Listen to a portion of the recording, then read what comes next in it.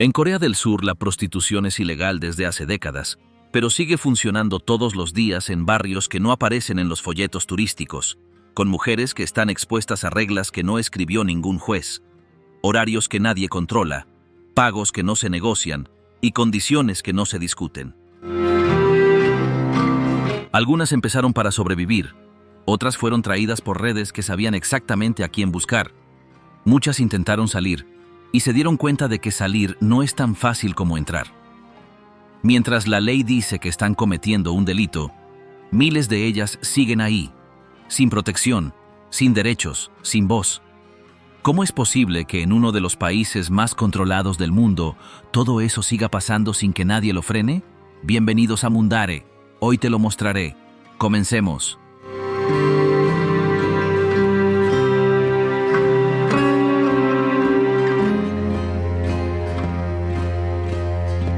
La ley que las borró del mapa. Hasta 2004, el comercio sexual en Corea del Sur se movía por zonas delimitadas. Existían barrios enteros con escaparates llenos de luces rojas, donde las mujeres se sentaban tras vidrios esperando a los clientes. La policía lo sabía, el gobierno lo toleraba, y las cifras lo confirmaban. En esos años, se estimaba que el negocio del sexo generaba entre el 1,6% y el 4% del Producto Interno Bruto del país. Miles de locales funcionaban a la vista de todos, desde moteles hasta burdeles con nombres de salón. Todo el mundo sabía que existían, pero la mayoría lo ignoraba. Las mujeres que trabajaban ahí lo hacían con reglas internas, sabiendo a qué hora se hacían las redadas y hasta qué zonas eran más seguras. Aunque técnicamente era ilegal desde décadas atrás, el Estado simplemente lo dejaba correr. El cambio llegó con un escándalo. En septiembre de 2000, un incendio en un prostíbulo en Gunsan dejó varias trabajadoras atrapadas. Las puertas estaban cerradas por fuera, no podían salir. El fuego se expandió rápido. Murieron 5 mujeres que habían sido encerradas por el dueño. Tenían entre 18 y 25 años. El caso salió en las noticias, y el gobierno recibió presión por permitir ese tipo de lugares.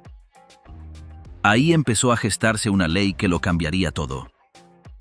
4 años después, en septiembre de 2004, el Parlamento aprobó la llamada Ley Especial sobre el Comercio Sexual. La nueva norma no era una prohibición genérica, era un conjunto de artículos muy específicos. Castigaba tanto a quien vendía como a quien compraba, daba facultades a la policía para cerrar establecimientos, y prometía apoyo económico a las mujeres que quisieran dejar ese mundo. Lo primero que cambió fue el lenguaje. Las trabajadoras sexuales pasaron a ser consideradas víctimas, pero al mismo tiempo delincuentes. Las autoridades decían que su intención era ayudar, pero a la hora de aplicar la ley, la mayoría de las que acababan multadas o detenidas eran las mujeres. Hubo redadas masivas en Seúl, en Busan, en Daegu. Algunos distritos que llevaban décadas funcionando fueron clausurados en días. La policía llegaba con listas, los periodistas con cámaras, y los clientes simplemente dejaban de ir. Las mujeres, en cambio, no tenían a dónde ir. Muchas se endeudaban con los dueños de los locales, así que, al cerrarles el lugar, quedaban con deudas encima y sin forma de pagarlas. Algunas intentaron mudarse a otras ciudades. Otras se metieron en negocios más encubiertos. Pero todas sabían que el trabajo ya no era como antes. Un mes después de entrar en vigor la ley, unas 2.500 trabajadoras sexuales protestaron en Seúl. Se enfrentaron a la policía, levantaron carteles, se cubrieron el rostro con pañuelos y denunciaron que la nueva norma no las protegía, las dejaba sin sustento. No tenemos estudios, no tenemos redes. ¿De qué vamos a vivir?, decían varias en entrevistas grabadas por medios coreanos. Algunas se subieron a edificios con bidones de gasolina y amenazaron con prenderse fuego. El gobierno no retrocedió. Dijeron que el objetivo era limpiar la imagen del país y combatir el tráfico sexual. Las ONG que estaban a favor de la ley insistían en que muchas mujeres eran forzadas a prostituirse y que la nueva norma ayudaría a rescatarlas. Pero en la práctica, las estadísticas no mostraron un descenso claro de víctimas de trata. Lo que sí cayó fue el número de burdeles visibles. En los años siguientes, el número de zonas identificadas como puntos de prostitución bajó de 69 a 44, según datos de la policía. Muchas de las mujeres que antes trabajaban en vitrinas pasaron a ofrecer sus servicios en casas privadas, en hoteles o por internet. El comercio sexual no desapareció, solo cambió de forma. Algunas autoridades lo reconocían abiertamente. Incluso hubo informes del propio gobierno que señalaban que la prostitución seguía existiendo, pero era más difícil de rastrear. En los barrios donde antes había actividad diaria, quedaron callejones vacíos y vitrinas rotas. En otros, se adaptaron a medias. Quitaban los vidrios y atendían por citas. Los clientes seguían existiendo, pero el riesgo de ser atrapado había aumentado. El temor principal de los dueños de burdeles no era la moral, sino las multas, los cierres administrativos, las órdenes de demolición. La ley también introdujo fondos para ayudar a las mujeres a dejar la prostitución. Se crearon programas para capacitarlas en otros oficios, cursos de peluquería, talleres de costura, subsidios de reinserción, pero muy pocas accedían.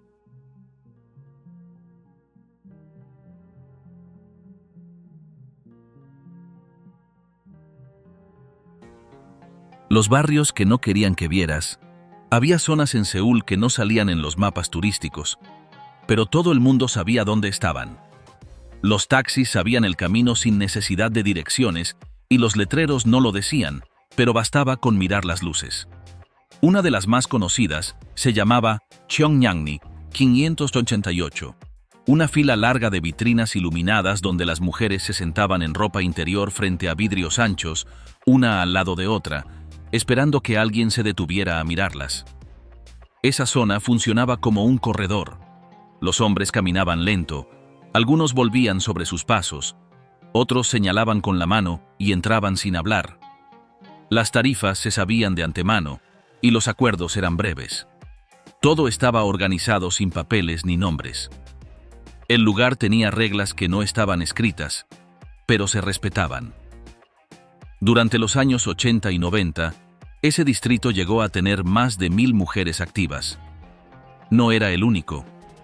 En el norte de Seúl, Mia-ri tenía una estructura parecida, pero con menos exposición. En el sur, Yongsan Station atraía a hombres que venían de otras ciudades. En otras partes del país también había zonas delimitadas. En Daegu estaba Yagalmadang. En Busan existía una franja de moteles conectados por calles interiores. Cada ciudad tenía su rincón, cada rincón tenía su estilo. Algunas zonas eran conocidas por aceptar extranjeros, otras solo para coreanos. Algunas funcionaban de día, otras abrían al caer la noche. Pero todas compartían algo. Estaban ahí desde hacía años y nadie las tocaba. Los dueños de los locales vivían cerca, muchos eran vecinos del barrio. Las casas estaban adaptadas. El primer piso era para atender, el segundo para dormir, el tercero para las reuniones. No había carteles grandes ni anuncios en la calle. Todo era visual. Las luces de neón indicaban que el lugar estaba abierto. Las cortinas cerradas querían decir que la mujer estaba ocupada. Algunas zonas tenían pasillos cubiertos para protegerse del frío, otras ponían calefactores en las vitrinas durante el invierno. Las mujeres solían turnarse entre varias habitaciones del mismo edificio. Los clientes eran locales, hombres de mediana edad, trabajadores de oficina, militares retirados, algunos jóvenes que iban por primera vez por recomendación de un amigo. Nadie hablaba mucho.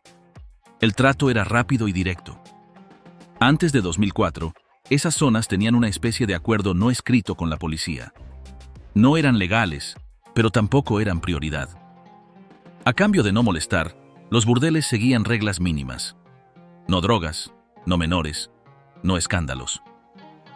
La policía hacía rondas, pero no detenía a nadie. Cuando llegaban periodistas extranjeros, las autoridades evitaban mostrar esas zonas. A los ojos del exterior, Corea del Sur era un país moderno, con desarrollo, con tecnología. Las vitrinas no encajaban en esa imagen. Por eso, Cuando el gobierno decidió aplicar la nueva ley, esas zonas fueron las primeras en ser atacadas. Lo hicieron rápido. En pocos días, Cheongnyangni empezó a apagarse. Luego Myanmar. Después Yongsan. Las vitrinas quedaron vacías, los pasillos sin luces, los edificios tapiados con madera o metal. En Cheongnyangni, algunas mujeres intentaron resistir. Se negaban a abandonar sus lugares, decían que no tenían a dónde ir. Los dueños también protestaban, pero las amenazas de demolición eran constantes. Unas trabajadoras organizaron turnos de vigilancia, dormían dentro para evitar que entraran a desmantelar todo. Pero al final, una por una, las habitaciones fueron cerrando. Algunas rompieron los vidrios ellas mismas para evitar que los usaran contra otras. En Myanmar hubo redadas masivas, con patrullas bloqueando las entradas y cámaras filmando desde lejos. Los vecinos veían cómo sacaban a las mujeres con mantas en la cabeza, esposadas o sujetadas del brazo. Los clientes desaparecieron.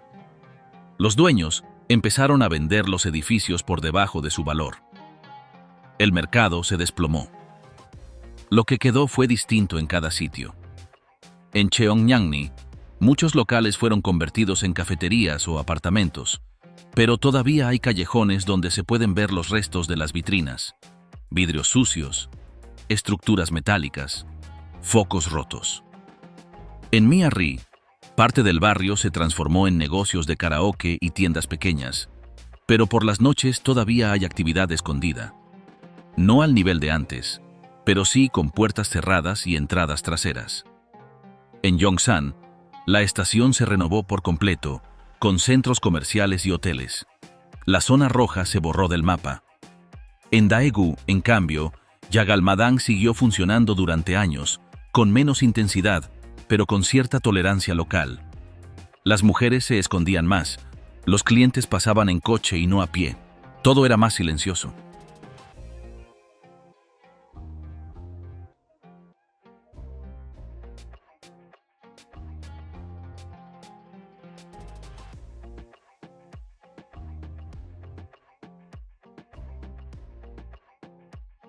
Masajes, karaoke y cuartos secretos. Después de que las vitrinas desaparecieron, el negocio no se acabó. Solo se transformó. Lo que antes se hacía a plena vista, ahora se escondía detrás de puertas con espejos oscuros, recepciones discretas y letreros que no decían nada.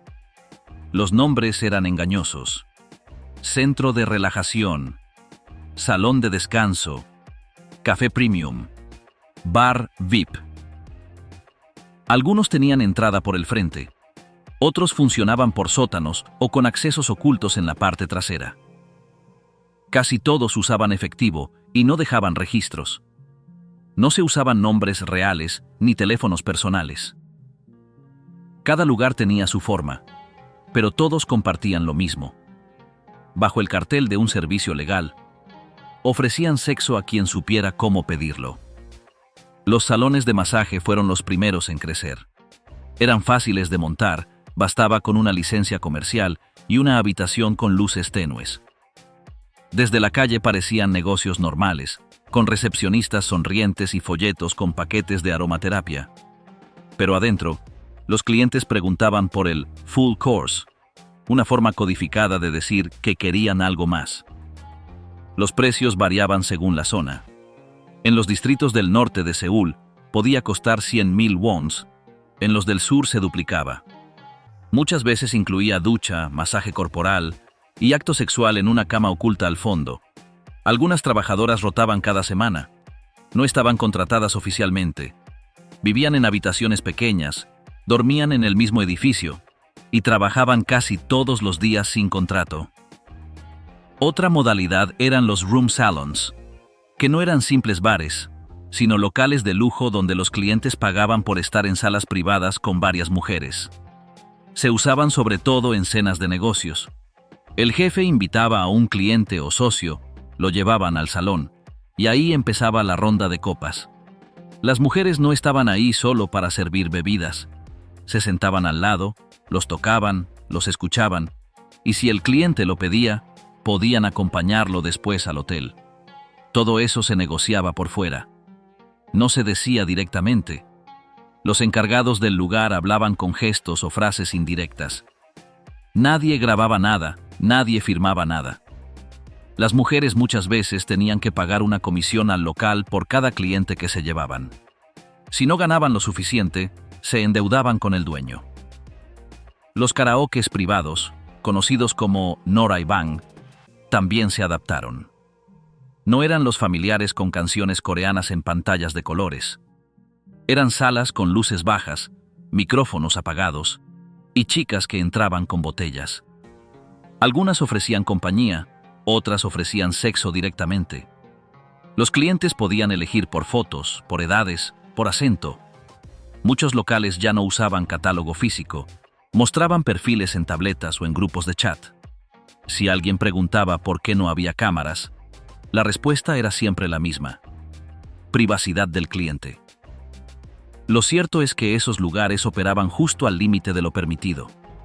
Si entraba la policía, bastaba con decir que era un karaoke privado sin servicio adicional. Pero todos sabían que no era así. Otra modalidad que creció rápido fueron los Hyugaetel, que se traduce como lugares para descansar. Eran pisos dentro de edificios comunes, alquilados por horas, donde la clientela llegaba con cita. Se contactaban por aplicaciones, chats o páginas codificadas. La mayoría no tenía letrero. La fachada era de vivienda normal. Un guardia en la entrada podía dar acceso solo si se daba una clave. Ahí no había intermediarios visibles. El trato era directo entre cliente y mujer. Algunas ofrecían café, masaje, conversación. Pero el servicio completo se pactaba desde el inicio. En esos pisos no había más de una o dos mujeres a la vez. Cambiaban de dirección cada cierto tiempo para evitar ser rastreadas. Era menos visible, pero más inseguro. Si pasaba algo, nadie llamaba a la policía. También surgieron las kiss rooms, lugares donde el cliente no tenía sexo completo, pero sí contacto íntimo. Se ofrecía beso en la boca, caricias y a veces masturbación. Se vendía como experiencia romántica para hombres solitarios. Las mujeres que trabajaban ahí tenían horarios largos y restricciones físicas. No podían aceptar a cualquiera. Había reglas sobre higiene, apariencia, edad. Se cobraba por minutos. En muchos casos, las trabajadoras pagaban por estar ahí, una especie de arriendo del turno. Si no conseguían clientes, igual debían pagar su espacio. Algunas apenas alcanzaban a cubrir los costos del día, pero preferían eso a arriesgarse en burdeles clandestinos o en la calle.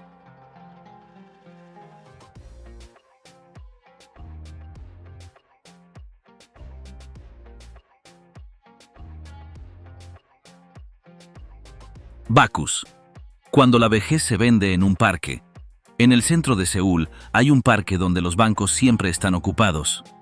Se llama Yongmyo, y a primera vista parece solo un lugar donde se reúnen hombres mayores a jugar cartas o leer el periódico. Pero si uno se queda un rato, empieza a notar detalles que no cuadran. Algunas mujeres caminan en círculos, se detienen junto a los abuelos, les ofrecen una bebida en una botellita marrón. Esa bebida se llama Bacchus D. Es un energético barato, pero ahí no se vende por energía. Es el primer paso. Si el hombre acepta, empieza la conversación. No hay frases directas ni preguntas explícitas. Todo se entiende sin decirlo. Después de un rato, caminan juntos hacia un motel cercano. Esa es la rutina de muchas mujeres mayores que, sin pensión suficiente ni familia que las ayude, ofrecen sexo a cambio de dinero en ese parque. La mayoría tiene más de 60 años. Algunas pasan los 70. No lo hacen por gusto, ni por costumbre. Lo hacen porque no les queda otra opción. Muchas estuvieron casadas, algunas criaron hijos que ya no están. Otras vivieron siempre solas. Cuando se quedaron sin trabajo, sin pareja, sin ahorros, descubrieron que no había apoyo real. Las pensiones públicas no alcanzaban ni para la renta. Algunas intentaron vender cosas en la calle. Otras limpiaban casas. Pero cuando el cuerpo ya no aguantaba tanto esfuerzo, buscaron algo que diera efectivo rápido. Y en Jongmyo encontraron una salida. No era legal, no era seguro, pero funcionaba. Las llamaron Bacchus Ladies porque la bebida era su excusa para acercarse. Cada servicio puede costar entre 20.000 y 30.000 wons, a veces menos si el cliente es conocido.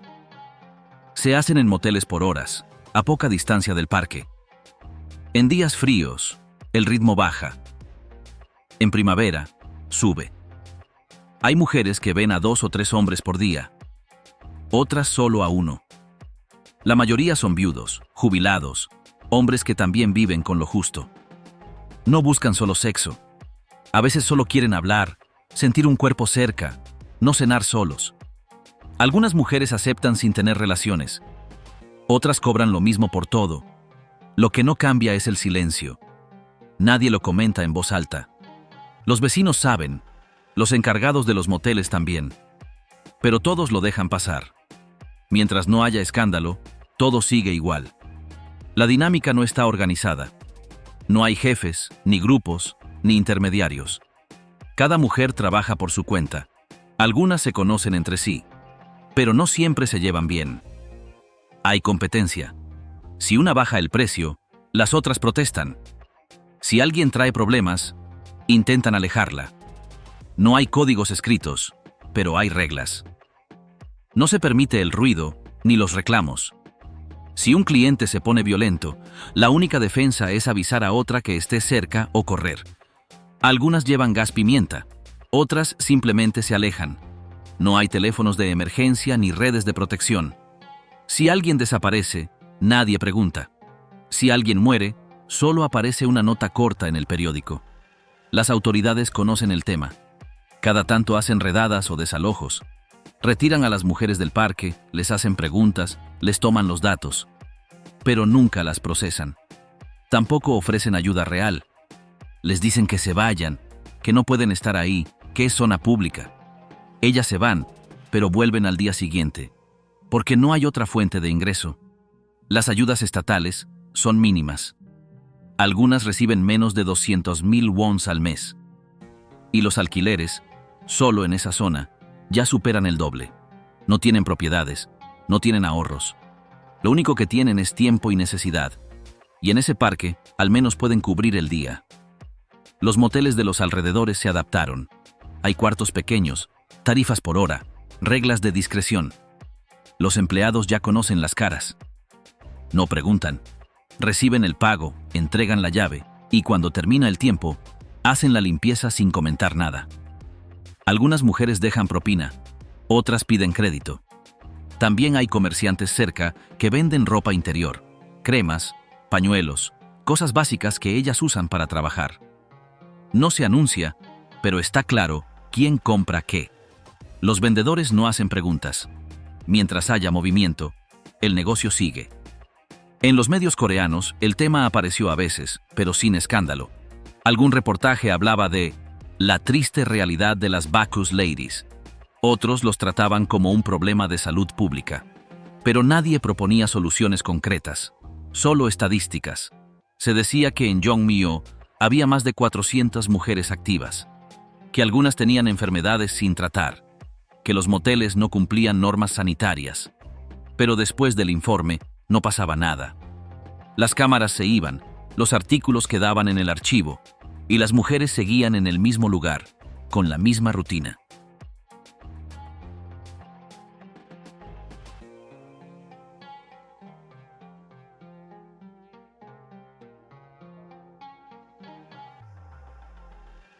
Chinas, filipinas, rusas.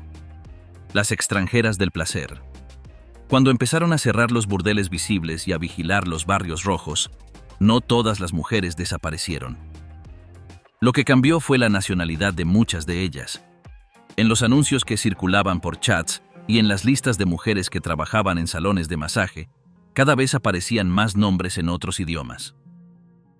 En pocos años, muchas coreanas dejaron ese mundo o se pasaron a trabajos más encubiertos, pero las que vinieron desde fuera lo llenaron. Algunas llegaron sabiendo en lo que se estaban metiendo. Otras pensaron que venían a trabajar como bailarinas o camareras. Pero todas terminaron dentro del mismo circuito. Habitaciones pequeñas, turnos largos, dinero en efectivo y ningún derecho. En las zonas cercanas a las bases militares, el cambio se notó primero. Durante décadas, esas áreas habían funcionado con mujeres coreanas que atendían a soldados de Estados Unidos. Había clubes, bares, alojamientos donde todo estaba controlado. Pero con el tiempo, las coreanas dejaron de aceptar ese tipo de trabajos. Entonces, empezaron a traer extranjeras. Primero vinieron rusas y ucranianas. Les ofrecían contratos como artistas, las registraban con visados de entretenimiento y una vez llegaban, las instalaban en locales donde no había escenarios ni micrófonos.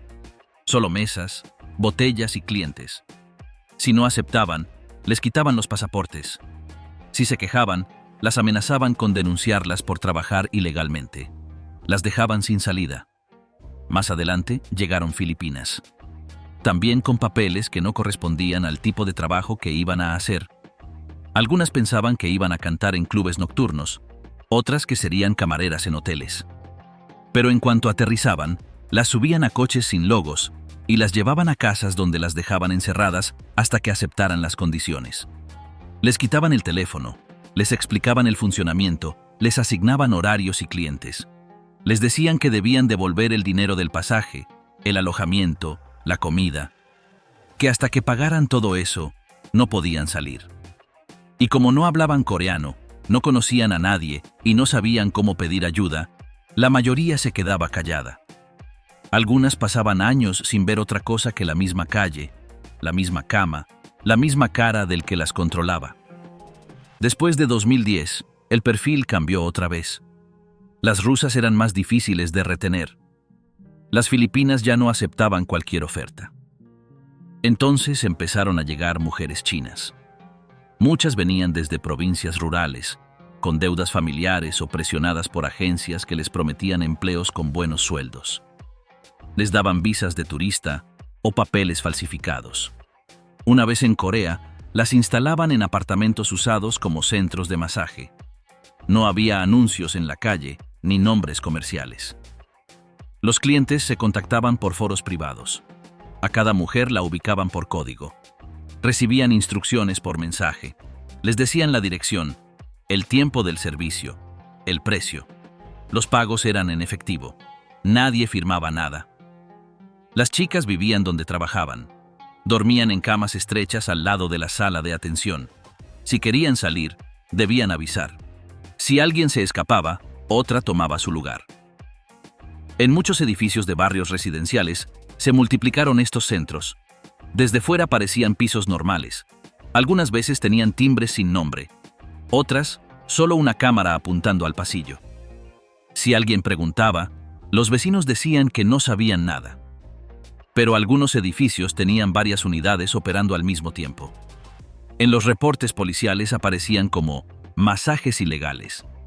A veces hacían redadas, detenían a 2 o 3 mujeres, les tomaban los datos, las deportaban. Pero al mes siguiente, ya había nuevas inquilinas. Las agencias en China no dejaban de enviar mujeres. Les cambiaban de nombre, de ciudad, de pasaporte. El negocio seguía.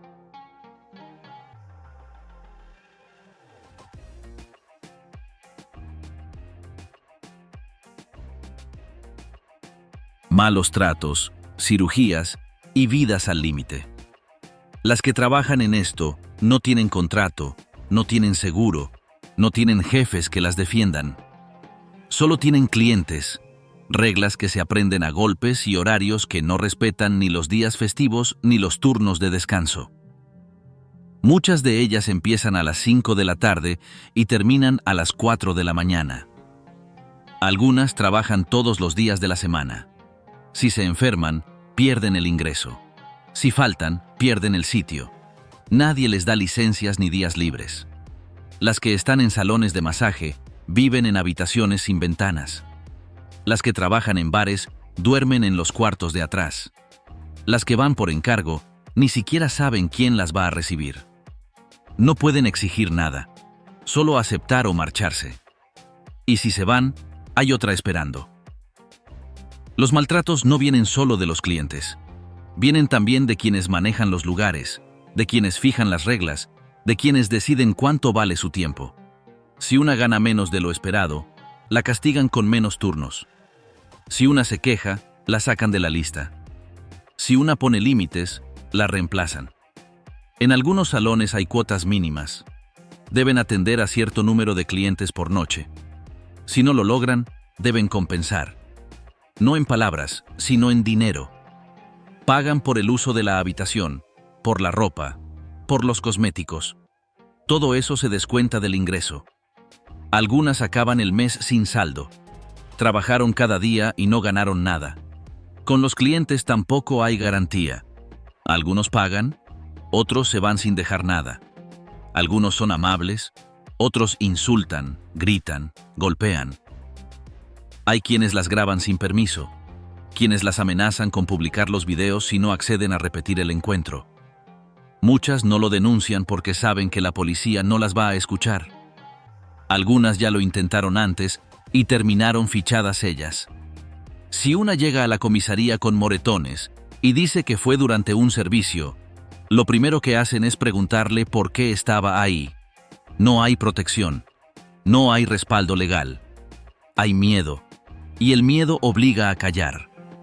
La presión estética es otra forma de violencia. En los locales más exigentes no basta con ser joven ni con saber tratar a los clientes. Exigen que tengan cierto tipo de rostro, cierto tipo de cuerpo.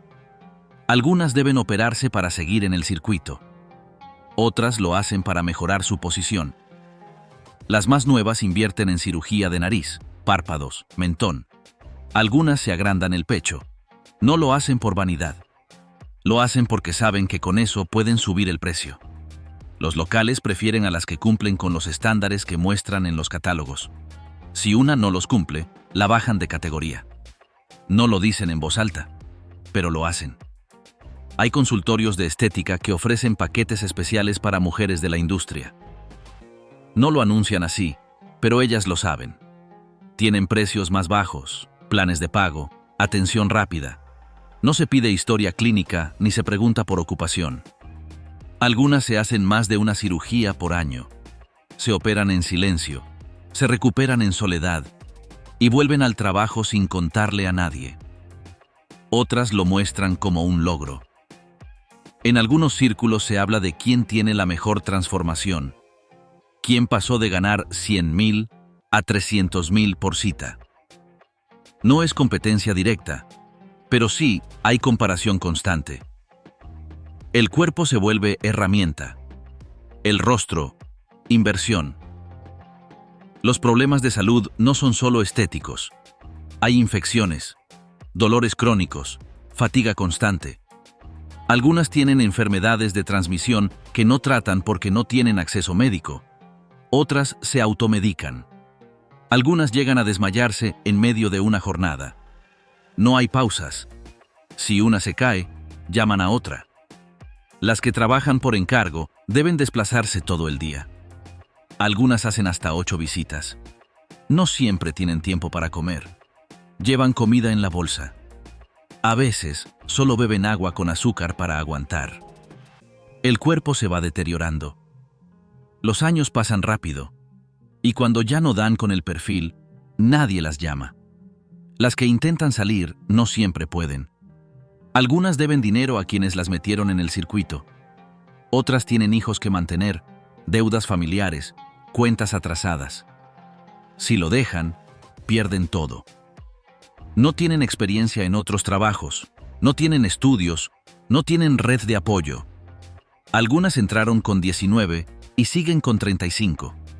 Cuando buscan otras opciones, les piden certificado de antecedentes. Si tienen uno, no las aceptan. Si no lo tienen, igual les preguntan por el vacío laboral. No saben qué responder. Algunas intentan mentir, otras ni lo intentan.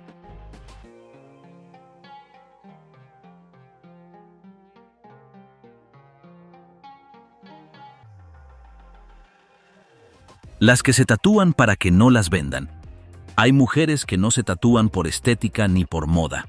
Se tatúan para espantar. para que al verlas, los que las quieran meter en una red de trata piensen que no vale la pena. En Corea del Sur, algunas chicas, sobre todo migrantes, llegan a tatuarse el cuello, la cara, los brazos o hasta los dedos con letras visibles, dibujos grandes o frases en otros idiomas solo para evitar que las escojan. Es un código de defensa, una forma de marcarse para protegerse. Porque muchas saben que si tienen tatuajes demasiado visibles, se vuelven un problema para quien quiera venderlas. No es que las salve del todo, pero les baja el valor de mercado, y eso les da algo de control. Aunque sea poco. Las que vienen de Filipinas, Mongolia, China o Vietnam y no tienen papeles son el objetivo perfecto para las mafias. Les prometen trabajo en salones de belleza, restaurantes o casas privadas, y cuando llegan, les quitan el pasaporte. Algunas logran escaparse, otras se adelantan. Apenas saben que van a ser llevadas a una zona de trabajo nocturno, se tatúan. No una mariposa ni un símbolo delicado. Algo grande, visible y disruptivo. Unos se tatúan palabras como "fuck off", "no soy tuya", o nombres inventados que nadie entendería. Otros se rayan con frases religiosas, cruces o marcas difíciles de tapar. No les importa si duele. Lo que quieren es que no las toquen, que no las escojan, que no las puedan vender al primer cliente que pregunte. Hay mujeres coreanas que hacen lo mismo. No porque las vayan a vender, sino porque saben que si tienen tatuajes visibles, ciertos clientes ya no las quieren. Y eso, en algunos casos, es justo lo que buscan. Mujeres que llevan años en salones controlados por dueños agresivos, que las obligan a recibir clientes que no soportan, que las chantajean con dinero o amenazas, y que ya no saben cómo decir que no. Algunas no pueden irse sin pagar una deuda inventada. Así que se tatúan, en la cara, cerca de los ojos o en el cuello, para que las saquen del catálogo, para que les digan que ya no sirven. Y así se van sin tener que pelear, sin tener que escapar. No todos los tatuajes son por decisión propia. Algunas mujeres son marcadas por sus proxenetas, como si fueran mercancía, a veces con iniciales, a veces con números, a veces con apodos en clave. Hay casos documentados de chicas que tienen tatuado el nombre del club o del dueño en la parte baja del abdomen o en la espalda. A otras les tatúan códigos para saber de dónde vienen, cuánto deben o cuánto han generado. Son tatuajes hechos con prisas, con mala tinta, sin higiene. Muchos terminan infectados. Algunas chicas han llegado a hospitales con infecciones graves por tatuajes hechos con agujas oxidadas. Nadie las denuncia, nadie pregunta. Las curan y las mandan de vuelta.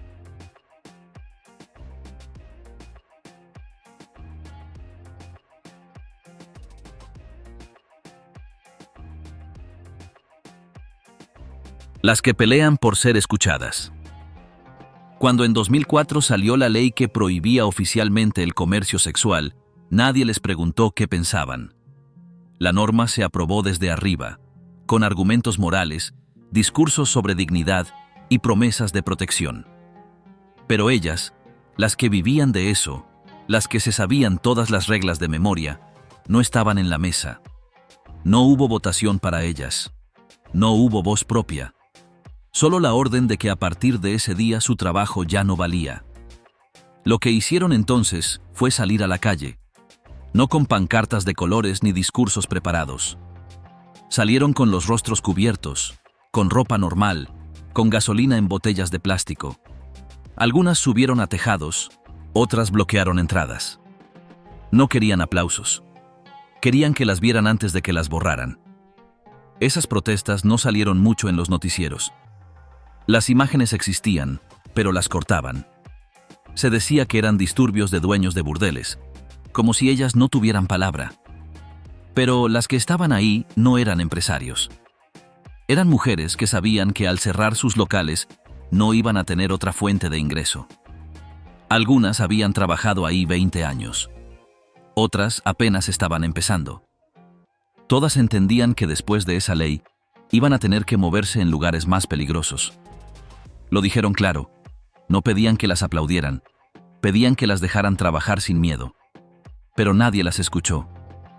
Pasaron los años y muchas se adaptaron. Cambiaron de zona, de forma, de sistema. Pero algunas no se quedaron calladas. En 2004 crearon una agrupación propia. La llamaron Janteo. No era un sindicato legal, pero funcionaba como si lo fuera. Organizaban reuniones, avisaban de redadas, daban consejos sobre seguridad. Se reunían en cafés, en parques, en salones prestados. No llevaban listas con nombres reales. Todo era informal, pero estaba claro quién era parte y quién no. La voz corría entre barrios, entre foros, entre compañeras. Si había una marcha, se avisaba por mensaje. Si una era detenida, se hacían colectas para pagar la multa. Después surgieron otros grupos. Uno se llamó Giant Girls. Otro funcionaba solo en línea. No tenían sede, no tenían logo, no tenían respaldo político, pero tenían historias. Mujeres que escribían lo que vivían, que explicaban cómo funcionaba un lugar, que denunciaban abusos que nadie más contaba. No hablaban como activistas. Hablaban como trabajadoras que sabían que si no lo decían ellas, nadie lo iba a decir. En algunos foros llegaron a tener miles de visitas por semana. Pero cada cierto tiempo los cerraban. Decían que promovían delitos. Entonces abrían otro, y otro. Cambiaban de nombre, de canal, de formato. Pero no se iban. En 2015, cuando el Tribunal Constitucional empezó a revisar si la ley era válida, se organizaron otra vez. Más de 900 mujeres firmaron una petición para que se reconociera que el trabajo sexual entre adultos no debía ser castigado. Se presentaron frente al edificio del tribunal. Algunas llevaban gafas oscuras. Otras iban con bufandas cubriendo el rostro. No gritaron. Solo mostraron carteles donde se leía una frase: "Somos trabajadoras, no criminales". La mayoría de los medios apenas mencionó esa concentración. En cambio, dieron espacio a las organizaciones que apoyaban mantener la ley. Decían que si se legalizaba, iba a aumentar la trata, que muchas mujeres eran explotadas sin saberlo. Ellas respondieron que nadie defendía mejor a las que eran forzadas que quienes habían estado ahí. No tienen recursos. No reciben donaciones masivas. No tienen respaldo político, pero sí tienen constancia. Si alguna mujer es detenida en condiciones injustas, lo publican. Si hay un fallo judicial que las afecta, lo explican. Si un medio dice algo falso, lo desmienten. No esperan que las defiendan. Se defienden solas. Con textos, con fotos, con videos que no duran más de 30 segundos, pero dicen más que cualquier comunicado oficial. Hay quienes piensan que son pocas, que ya no tienen fuerza. Pero lo cierto es que han logrado lo que nadie más ha hecho: ponerle voz a una parte de la sociedad que ni siquiera se atreven a nombrar. No piden que las comprendan, piden que las escuchen, que las miren sin juzgar, que las dejen hablar sin interrumpir. Y aunque todavía no les han dado lo que merecen, aunque todavía las siguen ignorando, el solo hecho de que sigan ahí, en pie, diciendo lo que nadie quiere oír, ya es una forma de victoria.